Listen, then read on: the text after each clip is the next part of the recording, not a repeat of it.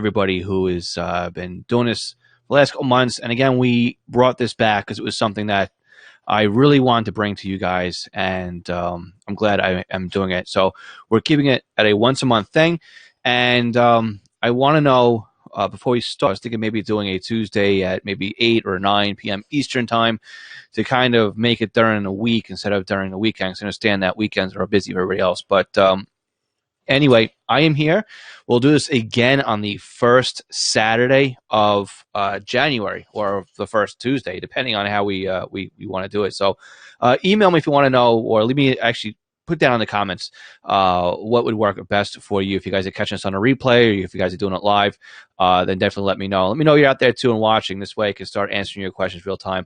I'm just looking here on the phone just to see what the first week would be. So the first there, and so I'll be tied up on January 4th. So maybe it is a very good opportunity to try something new.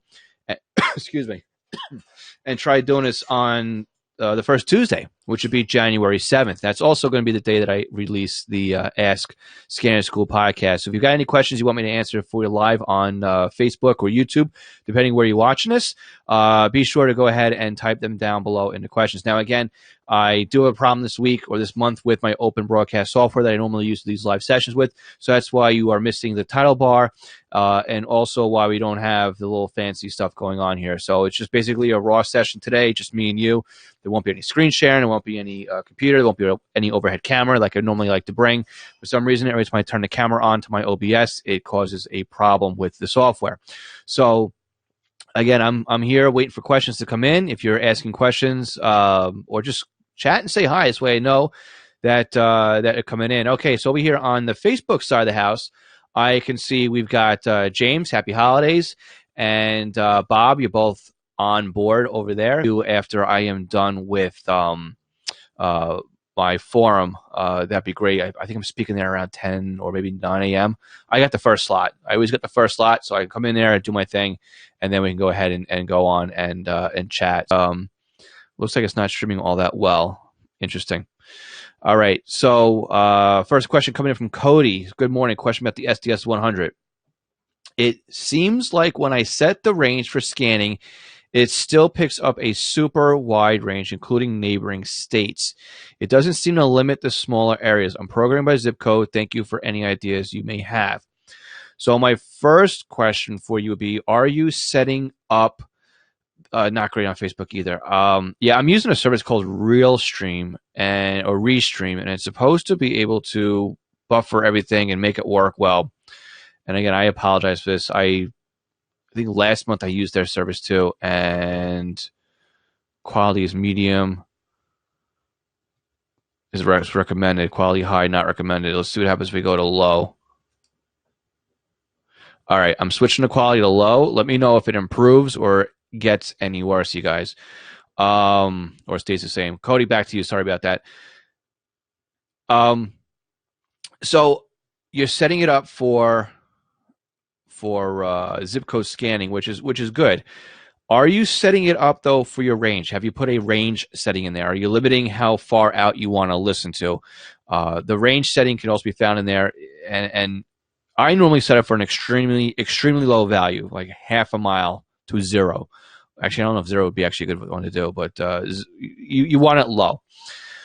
The reason why you want it low is because think of it as you have two circles, right? You've got you got a circle for how much that distance is going to cover of the transmitter site, right? And then you've got you.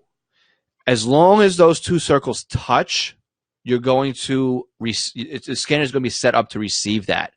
So if you have a site that is 30 miles, and you have a site that you have your range set for 5 miles, that 30-mile range and that 5-mile range, if they touch, that's going to be what you're receiving. Okay, it's not, this town is 20 miles away from me and I don't want to listen to it because it's 20 miles away from me. No, it doesn't work that way. If that site 20 miles away from you has a radius of 20 miles, you're going to hear it no matter what, almost. All right. Really the best thing to do is to make your own favorites list. And I do get this question quite a bit, and I'm actually laying out right now how I'm going to do a SDS 100 and 200 training course. So these courses will be available after I finalize my SDR training, which should be first quarter of next year, be realistic about it. Unfortunately, I just could not get to it this year. And I kind of explain to you why. I've been getting 3 hours of sleep every night this week, except for last night. I passed out in the couch around 9 o'clock. But I've been really tied up with work and really tied up with cyber deals and Black Friday with East Coast pagers. So I've been shipping and fulfilling orders and working late at work because we're on a project at work. So it's been really tough to get things done. But I have things in place right now to move things off my plate. So next year should be a lot easier for me, a lot easier to get stuff out to you guys. So going back to your question, set that range. Bring the range, dial that range all the way back in. If that doesn't work for you, definitely set up your own favorites list. If you use Sentinel, you can manage them pretty easily. That's really the best advice I have to give to you for that one. All right, Cody, glad to see that. It made a lot of sense. Sorry to be a little bit long-winded about that one. But yeah, it's one of those settings that you really don't know about. Now, if you go into radio reference, unfortunately, I can't share my screen. I'd love to be able to show you how this works. But if you go into radio reference and you go into your county, you can actually click on the department, I believe is what it is, and it will show you the range for that department. And if you get into a trunk system, it'll actually show you the range for each site as well when you click on the licensing. So that kind of gives you an idea of how far things will go when you look at the radio reference database. So I'd love to be able to show you that, but unfortunately I can't. Guys, let me know how the quality is on the stream right now. Let me see if I can tune over to YouTube, and it looks like it's still pixelating over there, but it doesn't look too bad. See, this audio's bit rate is 0, is lower than recommended. Let's see. Audio stream rate of 128 kilobits. Hopefully this is working all right for you guys. Let me know how things are working. You know what? Let's just try the ultra low latency. Does not support closed caption, 14.4 and 4K. Okay. Let's see if that increases everything. So I have now increased. Oh, actually, no. That's over on the YouTube side. Let's see, live dashboard. Let's see if I do it on this side of things. High. High is not recommended, but let's just see if I can get it to work. See if it works any better on high. All right. Mark 6 for 2019, as well as some accessories and stocking stuffers. I mean, obviously, you know, these are, I'm preaching to the choir with a lot of these things, right? It's like, you know, I'm not, you guys kind of know what you like, but it's kind of, you know, the things that maybe, you know, my thoughts on things. So also an opportunity that, so let me know how my quality is. I'm looking over here on Facebook or on YouTube, and it seems like it's still pixelating, and I might need to might need to change things along here. So very good. 5x5 in Arizona. Excellent. And again, I'd like to finally get my computer up over here and see how that works as well. So let me know what questions you guys have. It's pretty quiet out there. You guys have to have something for me. Ask me anything, and we'll go through that as well. Coming up on the podcast, I actually did a session next week, which is how to buy used gear. And if you guys are part of the Scanner School Facebook group, you'll notice that there was a post that came out this week where somebody actually got burned pretty bad on a transaction. So today I'm actually going to record a brand new intro to highlight exactly what happened there. So when you guys listen to next Tuesday's podcast, it's going to sound a little bit out of order because I've already had it edited. But I want to come in and at least touch on that. So there'll be an opportunity for me to talk about what just happened this week with somebody who went out there and purchased a 325 P2 at a really ridiculously reduced low price. And they used Facebook Messenger's payment method to make a payment on the goods. And what ended up happening was the seller never actually fulfilled his part of the bargain. So he never shipped the hardware, and he ghosted the seller completely. I did some digging into it, and unfortunately, it looks like Facebook wants to be part of the money transaction business, but they don't want to be part of the refunding of anybody who got scammed business. So it looks like this is a hard lesson learned, that if you buy using Facebook's money exchange or money laundering program, you can't get your money back. So I've said it in the podcast, or you guys will hear me say it in the podcast, but I'm going to say it again. Use a third-party mediator when it comes to exchanging funds online. I like to use PayPal. I know people out there are completely against PayPal for one reason or the other. Knock on wood, I've been all right with PayPal, and you have 45 days with them that if anything doesn't go right with the transaction, if the buyer doesn't or the seller doesn't sell what he's supposed to sell you, you get shipped a box of bricks, so you don't get anything at all.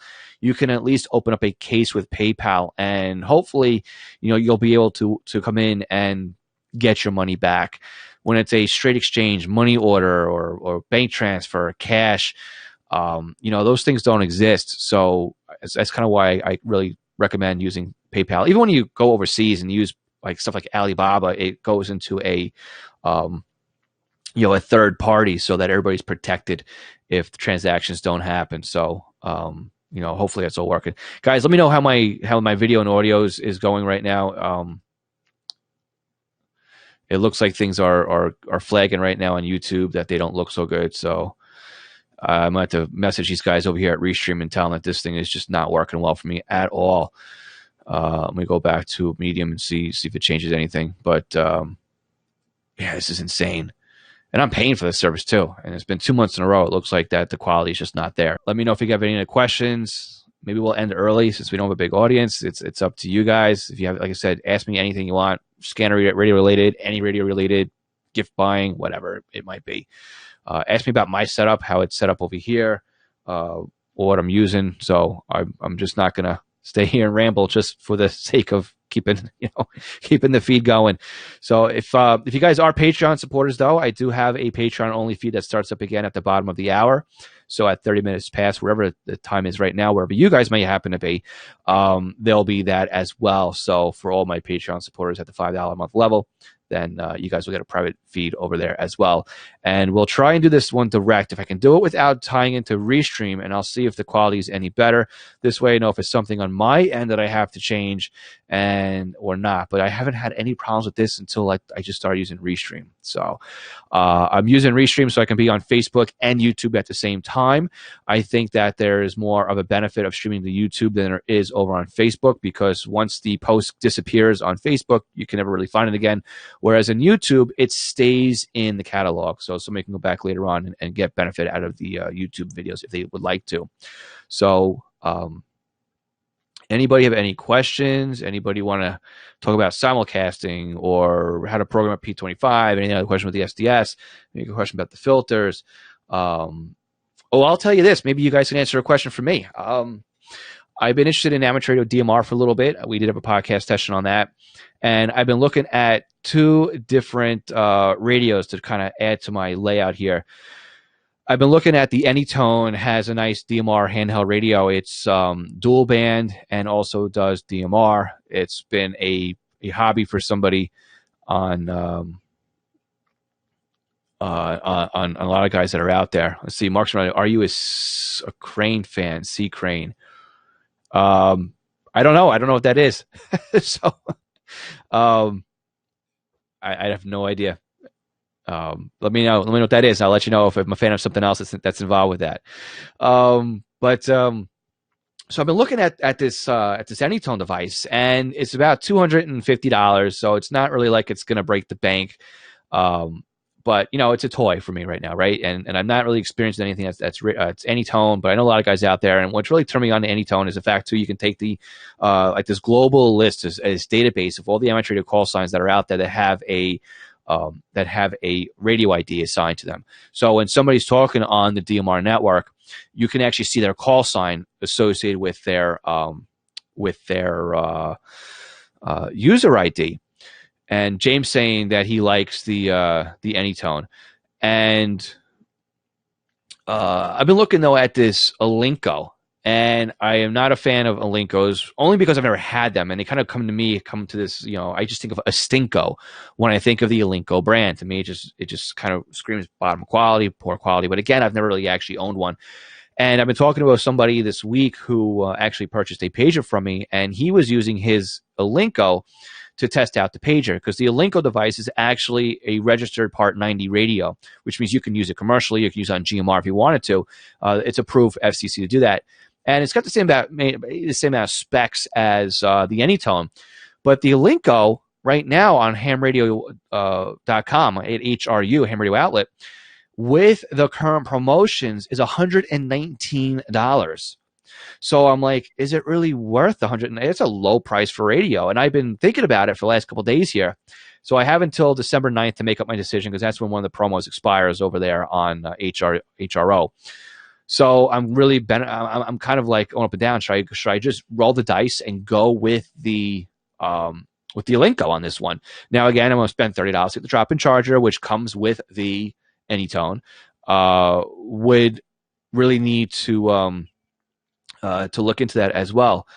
So yeah, James, I know, really interesting, drooling over that price of $119 for a DMR radio. And again, it does also support 2-tone encoding and decoding, 5/6 tone. So you can actually use it and put it on your local fire department here and put the 2 tones in there and let the radio alert you when something like that is going on as well. Also, you could probably put it onto the NOAA weather radio channel. Again, going to touch it right here, Bob, with what you're talking on. And you could program for 1050 hertz and let it alert you when there's something else going on as well. So it really is versatile. But again, the Anytone does that as well. So I think my big question right now is whether or not the Alinco will allow you to bring in the database and allow you to map out user IDs or radio IDs with the actual user. How hard is it to program? I think they're about the same. There is software for the Alinco. I think you need to get from Real Tech or Tech. It's a big company that's been out there that does a lot of programming. But again, it'd be really interesting to kind of play with something new here and see how it compares to how DSD Plus operates and how the DMR decoding works in the unit scanners and how it works in a Whistler. And I think it's pretty much straightforward. So that'd be pretty good. So Mark Singh, I got your question over here on the chat, but we lost it here.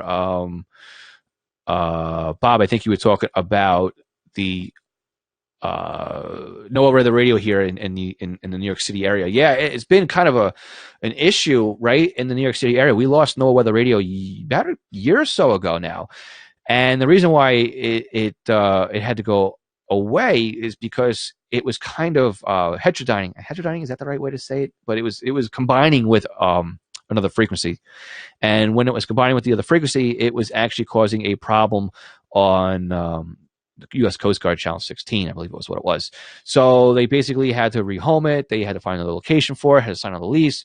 They had problems with the telco line, too, even feeding the alerts and the audio to be transmitted. So they had a lot of problems with the location they were at. And eventually they gave up on it, had to find a new lease. And we all know how that goes when it comes to in the two-way business. It could take years to get this kind of stuff going. And it finally is, they're set up. They're up there. I think it's on the Empire State Building. And they've been playing around on low power. So I haven't really tried tuning them in lately over here, but very interesting though. The other night I was actually programming a VHF pager for somebody here in the basement, and in one of the positions I put the NOAA weather radio scan in there, and it was interesting. I had to have 3 or 4 weather channels that were coming in at in my basement, which is really unheard of. So the conditions were unbelievable. But guess what channel I wasn't getting? 162.55. So they might have been down or playing around that day, but yeah, good little story for that one. But yeah, I'm gonna keep my eyes on that one because even on the location where I'm located, I wasn't really able to get NOAA reliably. So either any weather alert radio here was hit or miss, which really stunk. So, but we'll see how it works out now that they're kind of sort of back on the air. At least Riverhead's been on. So I think they're 162.475 here locally, so that'd be good. Mark right along is looking for a scan recommendation for Northern Arizona. What area are you in? What's the county that you're in over there in Northern Arizona? I know it's going to be a couple minutes here for the latency before you hear my question, but if you're talking about Flagstaff or Mojave, I guess it is Navajo, Apache. Let's just start off with the Flagstaff area here. So is that Cocoino? I hope I got it maybe. Let's see what we got here as far as radio reference. Now, again, I can't really share this. You've got a whole pile of conventional stuff out here, which is amazing. Nice. A little bit of DMR with the medical center, page PD. That's all DMR. Doesn't look like it's encrypted, just like it's all DMR. So we got to keep that now in the back of our mind. Let's see, Guardian Medical Group, DMR. A little bit of military out there. Some businesses. And then we've got the big ones down here. We got Arizona Service Corporation, Arizona Public Service Corporation. Let's see what's in there. It's a statewide system, so that's going to kind of cover a couple counties, right? Arizona Integrated Wireless System. That's Arizona wide. Well, I think that's a better way to look at for getting an answer right here. So right now, if you need page, you're going to need PD. If you have page PD, you're going to need DMR. See, Arizona Public Safety. Man, it looks like this is just initial testing. So we will see how that builds out. But it looks like they've got transmitters pretty much all over the place. And let's see, the Arizona Wireless Systems Network. Let's see, 3 counties on this one. Department of Public Safety, Corrections, Federal, law enforcement. So yeah, you're looking at something that's going to want to do P25 phase 2, as well as depending on how you are on DMR. So here's a problem that I have with recommending a radio right now when it comes to Mojave. Let's go to Mojave then and really look at what it is.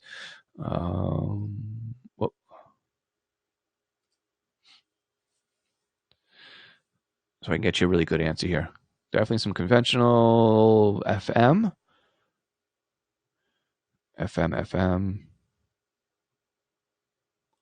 of FM.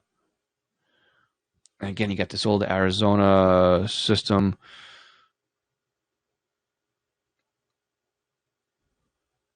Arizona winds. Golden Vertex Mine, Lake Herring City, if that's, I'm sorry, Lake, how did I get that wrong? Lake Havasu City is DMR. So if that's your area, you would need DMR. Lake Havasu City, P25, so that's a P25 in there. SNAC, Southern Nevada Area Communications, I guess bleeds in as well. So let's see what we got here. Again, we got this P25 system. That's following a flag on P25. I got this P25 system here. The Arizona Public Service Corporation is a Type 2 system. So any radio out there that does trunking will handle that one. This system out here is, yeah, P25 phase 2. And Arizona winds. P25 phase 1. Okay, I am recommending at least a P25 phase 2 capable scanner. Again, this will be my last question, I think, for the day. Travel, but not the entire state. Okay, that's a good answer as well. So let me just see really quick what we got over here on Facebook. Mark, I'll get to you real quick as well. But going back to the Nevada, the Arizona question, yeah, I'm going to recommend a P25 phase 2 scanner. And the problem, like I said before, the problem with recommending a P25 scanner, you have to look at the simulcast issues. And the simulcast is a problem because if you get multiple transmitters on the same thing, and the scanner gets it slightly out of phase, the scanner's not going to really be able to understand how to turn these zeros and ones back into zeros and ones. So that becomes a big problem with putting it back together again. Now, I mean, if you remember the old analog TV days when you were watching the news sometimes and you get like an out of shift or an out of phase video signal, right? You'd be watching TV, but you get this ghosting image behind it, right? Your analog TV didn't align the images back up again, right? Why would it? But the digital has to bring them back into order, right? You can't have this. You've got to have everything, coming in at the right time. So that brings problems with scanners like the TRX1, TRX2, the 325P2, the 996P2. right? They don't have the ability to do that. Now, if you're in an area that doesn't have P25 simulcasting issues, like the county I'm in right now, if I listen to Nassau County P25, really all I have to listen to there is like Medcom and there's some a fire department TAC on there. I don't have any problems with any of those P25 scanners. Those are phase one. It's a phase one system. I don't have any problems with simulcast on those scanners. When I go my county over, it's a very long county, right? And it's a simulcast system. They're just building it out. The only radio of mine that works reliably there is my SDS 100, which would mean the SDS 200 work there, or my unication pagers. The 325 misses about 25% of the conversation. The 436 doesn't do a good job either. The TRX-1 just can't seem to get a handle on that system. So depending on whether or not you need simulcast or anything like that, it's very hard for me to say without telling you just go ahead and spend $650 exactly what it is you need. But your best bet is to go with either the unication pagers. And again, if you want unication pagers, just contact me directly. I'll help you out on the pricing on that one. The SDS 100, or if you really want to try something different, take a look at the SDRs. They're about $30 to get you started on one. Use some software called DSD Plus Fastlane. It's another $30, and that may be all you need really to get set up and get going on it. And you can burn a lot of hours learning on how to do that. And again, I will have some training courses on how to do that coming up in the future. I did do a live session. It was back in May. James, you were part of that one as well. And but that course will be coming in the first quarter. I promise you guys, first quarter 2020, that course will be available. Mark, I want to get over to your question before I have to split because I have my Patreon only one starting in about 60 seconds. So, Mark, where was your question? Okay, but is the DMR using enhanced digital privacy? The DMR on amateur radio or on the Anytone or the Alinco or on the other systems, I don't know. I mean, as far as using DMR on amateur radio, you can't use encryption on amateur radio, so you can't be using privacy. When it comes to anything else I looked at in radio reference, there wasn't an E next to any of that stuff, which means there wasn't any encryption on there as well. So that's that. So referring to the Arrow Zero system that I was discussing. No, there wasn't anything really that was flagging out on there as well. So, but Mark, it's good to see you, man. Look at your picture. You look a lot different than the last time I've seen you. It's been a couple years, I guess. So either that or the Southern lifestyle is really stressing you out. But very good. So again, this is going to be wrapping up for the week or the month rather. We will, again, I got your questions queued up again for this last week's podcast. If you have any questions you want to have answered for next month, scannerschool.com/ask. Oh, FaceApp. There you go. All right. I get what you did there. Okay. I'm going to say, man, you must have packed down like 25 years. I'll have to try that FaceApp. What is that on? Is that on Apple or is that like a Shutter Snapchat thing? But anyway, let me know in the comments, guys. Let me know too if you want to do a nighttime session. With that, anybody now who's on a Patreon $5 a month plan, which again is about $1 a week when it comes to the podcast, will be over there in just a moment. Thanks a lot, guys. Mark Long, thank you very much. Thanks for your question. Bob, thanks for being there. James, I want to thank you again. Maybe I'll see you, James, at HRU next month. Mark, good to see you again. And it's an app store. Okay, I'll take a look at that. And if I missed anybody else, I don't have the ability to scroll back on the chats, so I do apologize. So we'll catch you all next month. Thanks a lot, guys. Bye-bye.